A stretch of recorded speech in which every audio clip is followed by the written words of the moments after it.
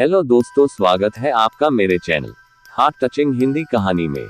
दोस्तों, एक बार फिर से आ गया हूँ मैं आपके लिए एक दिल को छू लेने वाली रोमांटिक कहानी लेकर। आज की कहानी का शीर्षक है मसाज वाली लड़की भाग 2। दोस्तों, कहानी पूरी जरूर सुने और कहानी पर अपनी प्रतिक्रिया देना ना भूले। दोस्तों, आप कहानी को पढ़कर भी लुत्फ उठा सकते हैं। दोस्तों, कहानी शुरू करने से पहले आपसे एक छोटी सी रिक्वेस्ट है। अगर आपने मेरे चैनल को सब्सक्राइब नहीं किया है तो प्लीज दोस्तों चैनल को सब्सक्राइब जरूर कर ले। तो चलिए शुरू करते हैं आज की कहानी। मसाज वाली लड़की भाग 2। आज के युग में इतना बड़ा दिल किसी का नहीं होता कि बिना लड़की का इस्तेमाल करके उसे एक तिनका भी दे दे। आजकल तो सब मर्द शरीर के लोलुप होते हैं। लड़की का जी भर कर इस्तेमाल किया और फिर उसके हाथ में चंद नोट पकड़ा दिए। बिना स्वार्थ पूर्ति के महज इंसानियत के नाते लड़की की मदद करने वाले बड़े दिल के स्वार्थ रहित सच्चे मर्द आजकल बचे ही कहाँ हैं। जूली ने एक तीखी चुभती हुई नजर से मनोज को देखा। जूली के आक्षेप से मनोज के अंदर का मर्द तिलमिला गया। उसी क्षण उसके अहने सिर उठाया। क्या तुम सच्चे और शरीफ मर्द नहीं हो? नहीं नहीं जूली, मर्दों के बारे में तुम्हारी यह धारणा सही नहीं है। सारे मर्द ऐसे शरीर लोलुप नहीं होते, मनोज ने हड़बड़ाकर उत्तर दिया। अरे जाने दीजिए मनोज जी, मेरा तो रात दिन मर्दों से ही वास्ता पड़ता रहता है। मैं अच्छे से समझ चुकी हूँ मर्दों की फितरत और नियत को, जूली कड़वे स्वर में बोली। नहीं जूली, तुम्हें मर्दों के बारे में गलत धारणा बनाकर नहीं रखनी चाहिए। सारे मर्द एक जैसे नहीं होते, मनोज गंभीर स्वर में बोला। मेरा पाला तो आज तक कामुक पुरुषों से ही पड़ा है। मसाज करवाते समय ऐसी हरकतें करते हैं कि अपने आप से ही घृणा होने लगती है। जूली की आंखें छल आईं। क्षण भर को मनोज को उस अनजान विदेशी लड़की से सच्ची सहानुभूति हो आई, पर उसने जल्द ही अपने आप को संभाल लिया। कहीं सहानुभूति जताते ही यह पैसा न मांगने लगे। पर तभी मन के एक कोने में एक धिक्कार सी उठी कि उससे मसाज करवाने में, बातें करने में, उसके साथ रेस्टोरेंट में मिलने आने में उसे कोई एतराज नहीं है, पर उसकी मदद के नाम से वह कतरा रहा है। आखिर कहीं ना कहीं वह एक कम उम्र खूबसूरत जवान लड़की के प्रति किसी प्रकार का तीव्र आकर्षण अपने मन में महसूस तो कर ही रहा है ना।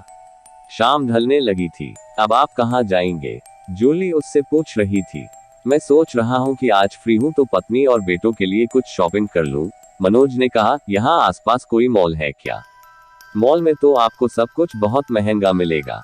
यहाँ से पास में ही एक लोकल मार्केट है, वहाँ क्वालिटी भी अच्छी मिलेगी और कीमतें भी मॉल की अपेक्षा काफी कम है।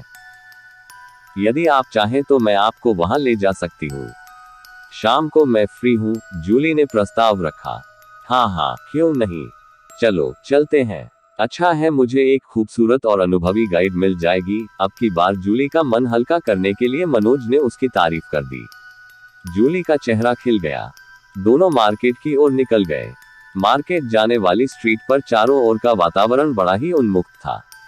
हर ओर लड़के लड़कियां, औरत आदमी छोटे छोटे कपड़ों में एक दूसरे की कमर में हाथ डाले मस्ती में चूर दीन दुनिया से बेखबर अपने ही रंग में झूमते हुए घूम रहे थे। मनोज ने अपने जीवन में पहली बार ऐसी उन्मुक्तता देखी थी। उसका दिल यह सब रंगीनियां देखकर फड़कने लगा। जूली उसके दिल की हालत समझ गई। उसने मनोज की कमर में हाथ डाला और उसका हाथ अपने कंधे पर रख लिया और हंस पड़ी। फिर वह भी मनोज के साथ मस्त होकर घूमने लगी। जूली के स्पर्श से मनोज का रोम रोम सुलगने लगा, पर उसने अपने आप पर नियंत्रण रखा। हाँ, उस पर एक मीठी रूमानियत छाने लगी थी। एक लड़की के साथ इस तरह से घूमने का उसका पहला अनुभव था। जूली ने सही कहा था। यहाँ पर सुंदर विदेशी वस्तुओं की भरमार थी और काफी सस्ती भी थी। मनोज ने पत्नी और बच्चों के लिए ढेर सारी शॉपिंग कर ली। जूली की आंखों में भी कुछ वस्तुओं को देखकर चमक उभर आई थी, जिसे मनोज ने भांप लिया। उसने जूली को भी वे चीजें खरीद दी जिन्हें जूली ने बड़े उत्साह और खुशी से स्वीकार कर लिया। उस रात मनोज ने एक रेस्टोरेंट में जूली के साथ कैंडल लाइट डिनर किया। देर रात वह अपने होटल में वापस आया, तब तक सब सो चुके थे। उसने राहत की सांस ली, वरना भावेश और सुरेश व्यर्थ ही प्रश्नों की झड़ी लगा देते। पलंग पर लेटकर भी मनोज की आंखों में नींद नहीं थी। बचपन से ही वह बॉयज स्कूल और कॉलेज में पढ़ा था, इसलिए कभी लड़कियों से उसका संपर्क और दोस्ती नहीं रही। पढ़ाई के बाद नौकरी और फिर घर की जिम्मेदारियों के चलते माता पिता की मर्जी की लड़की से शादी। यही घिसी पिटी कहानी रही उसके जीवन की। विवाह के बाद की जिंदगी भी बहुत ही आम और साधारण रही उसकी। कोई नयापन नहीं, कोई रोमांच नहीं। बच्चों और सास ससुर व घर की देखभाल में लीन एक आदर्श भारतीय नारी। उसकी पत्नी, माँ और बहू के रूप में आदर्श भारतीय नारी थी। लेकिन वह मनोज के स्वभाव के अनुकूल नहीं थी। मनोज मस्तमौला, खिलंदड़ स्वभाव का था। वह चाहता था कि मीरा भी उसके साथ दोस्तों की महफिलों में जाए, हंसी मस्ती करे, पार्टियां मनाए, कैंडल लाइट डिनर करे, परंतु मीरा को यह सब पसंद नहीं था। उसके पीछे हर समय घर या बच्चों का कोई न कोई काम लगा ही रहता था और मनोज मन महसूस कर रह जाता। मनोज के दोस्त लड़कियों के साथ अपनी दोस्ती और मौजमस्ती के किस्से सुनाते तो मनोज का दिल भी बलियों उछलने लगता था। पर क्या करे, उसके तो ऑफिस के उस विभाग में जहां वह काम करता था, एक भी लड़की नहीं थी। मगर अब जूली से मिलने के बाद मनोज के मन की रंगीनियां जागने लगी थी। आज का कैंडल लाइट डिनर उसके दिल को छू गया था। पैसे को हमेशा किफायत और संभाल कर खर्च करने वाला मनोज अब दिल खोलकर पैसा खर्च कर रहा था ताकि दिल की वर्षों से अधूरी पड़ी तमन्नाएं पूरी हो जाएं। सुबह मनोज की आंख जल्दी खुल गई। वह देर तक जूली के बारे में सोचता हुआ पलंग पर पड़ा रहा। 8 बजे भावेश और सुरेश फिर से आधम के मसाज के लिए। आज मनोज सहर्ष तैयार हो गया। तीनों फिर पहुंचे पार्लर। जूली व्यग्रता से मनोज की राह देख रही थी। वह लपक कर उसके पास आए और हाथ पकड़कर उसे केबिन में ले गई। आज मसाज के समय मनोज के मन में इच्छाओं के सर्प फन उठा रहे थे। नसों का लहू बार बार आवेश से तेज हो रहा था। पर जूली मसाज करते हुए पूरे समय मनोज के सच्चरित्र और सभ्यता, संस्कारों के गुण गाती रही, इसलिए वह कुछ बोल नहीं पाया। अपने मन को जबरदस्ती काबू में करके रखा। आज उन लोगों को शहर से बाहर समुद्र के किनारे पैरासीलिंग के लिए जाना था। ब्रेकफास्ट करके वे लोग निकल जाएंगे और देर शाम को वापस आएंगे। सुनते ही जूली का चेहरा उतर गया तो मनोज ने उसे आश्वासन दिया कि वह डिनर उसी के साथ करेगा। दिन भर के कार्यकलापों में मनोज बहुत थक चुका था। वह पलंग पर पड़े रहना चाहता था, लेकिन जूली से मिलने का लोभ संवरण नहीं कर पा रहा था। गर्मागर्म पानी से नहाकर वह तैयार होकर नियत समय पर नियत स्थान पर पहुंच गया। जूली वहां पहले से ही प्रतीक्षारत खड़ी थी। आज उसे देखते ही भावातिरेक में जूली ने उसे गले से लगा लिया।